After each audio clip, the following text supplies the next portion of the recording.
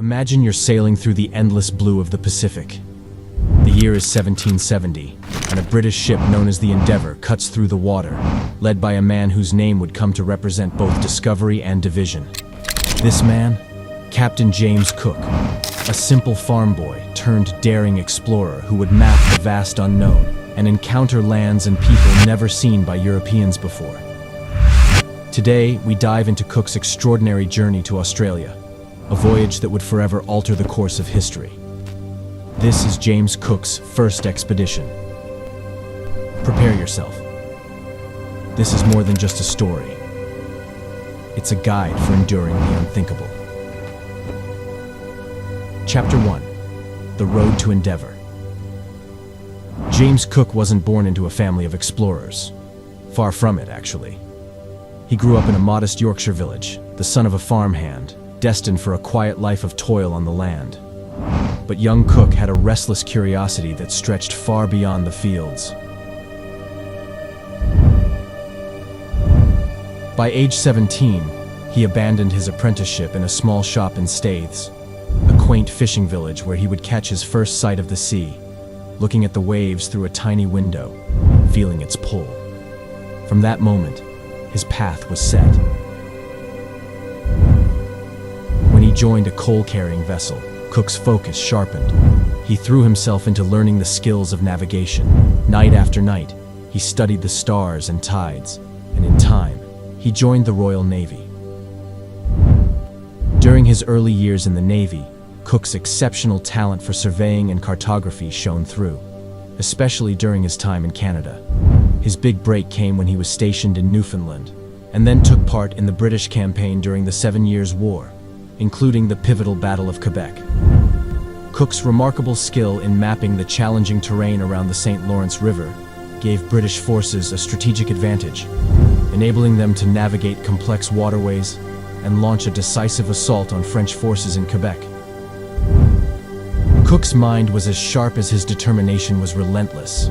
His detailed charts of Newfoundland and the Gulf of St. Lawrence were not only groundbreaking, but also incredibly accurate for the time. This skill would catch the eye of Britain's Royal Society, who in 1768 appointed him to lead an expedition like no other, a journey that would alter the map and the course of history. Chapter 2. The Mission. So what was Cook's real mission? To chart the elusive Terra Australis, the unknown southern land, and, under the cover of scientific research, to claim it for Britain before any rival European power could. On board the Endeavour, his crew included scientists, botanists, and even an astronomer. One notable name was Joseph Banks, a young, wealthy botanist whose influence would be crucial to the expedition's success. With supplies loaded, they sailed from Plymouth in August 1768. It would take them 8 months to reach the first stop of their journey, Tahiti. But the most significant discovery lay far to the south. Chapter 3. A New Land. After months of sailing across uncharted waters, Cook and his crew sighted land in April 1770. This wasn't a myth or legend. It was the eastern coast of a new continent. They called this first point of contact Point Hicks, in what we know today as Victoria, Australia. As they sailed further north, they named new landmarks, mapping every bay, cape, and river they encountered. On April 29, 1770, the Endeavour anchored in a quiet bay that Cook would eventually name Botany Bay, and for good reason.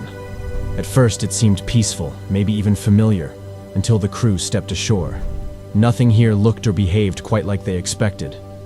British botanists, including the ambitious Joseph Banks, could hardly keep up as they documented plant after plant, each stranger than the last. They encountered eucalyptus trees, filling the air with a potent mix of medicine and mystery. Some plants had bizarre properties, like the Duboisia hopwoodi, often called pituri by Indigenous Australians.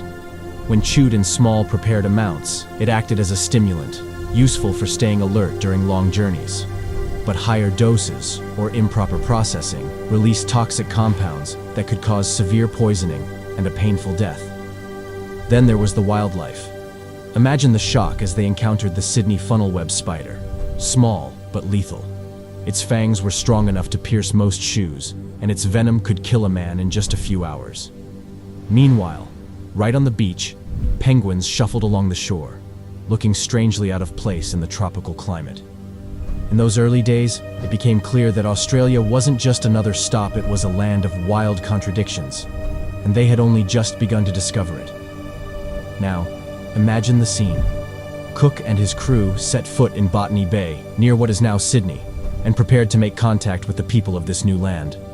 But here's the twist. No grand welcome, no clash, just silence. The Aboriginal people observed them from a distance, seemingly unfazed by the towering sails of the Endeavour.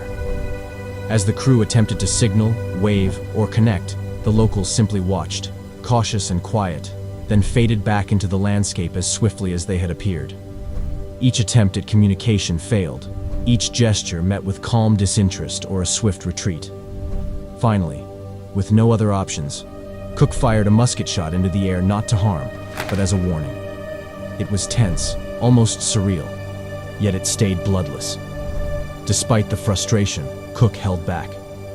He wasn't here to force a battle, but the silence left an unspoken tension lingering in the air.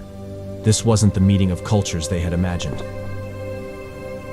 Chapter 3. Shipwreck, the Great Barrier Reef.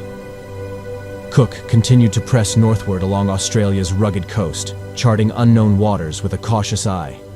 Australia's coast revealed its stunning beauty and its treacherous traps. The Endeavour sailed through the intricate, shimmering shallows of what we now call the Great Barrier Reef. Beneath the seemingly calm waters lay a sprawling maze of coral sharp enough to tear any hull apart. It was under the cover of night that disaster struck. With a sudden, violent shock, the Endeavour rammed into an unseen reef. The grinding noise of timber splitting filled the air, and within moments, water poured into the hull. For a breathless minute, it seemed the ship might sink right there, taking every soul on board with it. In the chaos, Cook's voice cut through the panic, rallying his men to action. He ordered anything non-essential to be cast overboard. Cannons, food barrels, supplies painstakingly gathered for months. The crew, exhausted yet determined, obeyed with remarkable precision. This quick decision gave the ship a fighting chance, though the damage was severe. With desperate efforts, they managed to drag the Endeavour close to shore, finally grounding it near the mouth of what we now know as Endeavour River, in today's Queensland. Life on shore, however, was far from comfortable. With limited supplies, the men braved blistering heat and swarms of biting insects as they worked tirelessly to repair the ship. Every day they labored under the intense Australian sun, using makeshift materials and salvaged wood to seal the gaping holes in the hull. Cook's leadership was more crucial than ever. He maintained rigorous discipline, set up routines to keep morale up, and enforced strict sanitation practices to prevent outbreaks of scurvy, a life-threatening condition for mariners at the time. Cook's care was a success. Not a single man succumbed to illness, a rare achievement in such grueling conditions. After weeks of work, the ship was finally seaworthy once again. Chapter 4. The Crown's New Frontier. With renewed determination, Cook and his crew set sail, and as they reached the northernmost tip of Australia, he marked the journey with a historic decision. From the deck of the Endeavour, Cook claimed the entire eastern coastline for the British Crown, naming it New South Wales. This single act would forever pave the way for a new era of European exploration and settlement. Back home, the Admiralty, impressed by his endurance and leadership, quickly recognized his capabilities, ultimately leading to his second groundbreaking expedition to the Pacific. Cook would return to explore the immense ocean, venturing further than any European before him. His travels would ultimately lead him to a violent end on the shores of Hawaii. But that is a story for another time. Don't forget to like, subscribe, and ring that bell for more perilous quests. Got an epic journey in mind that you think deserves the spotlight? Let us know in the comments below. Until next time, stay healthy, stay curious, and remember, as the famous explorer Sir Francis Drake said, great things have small beginnings.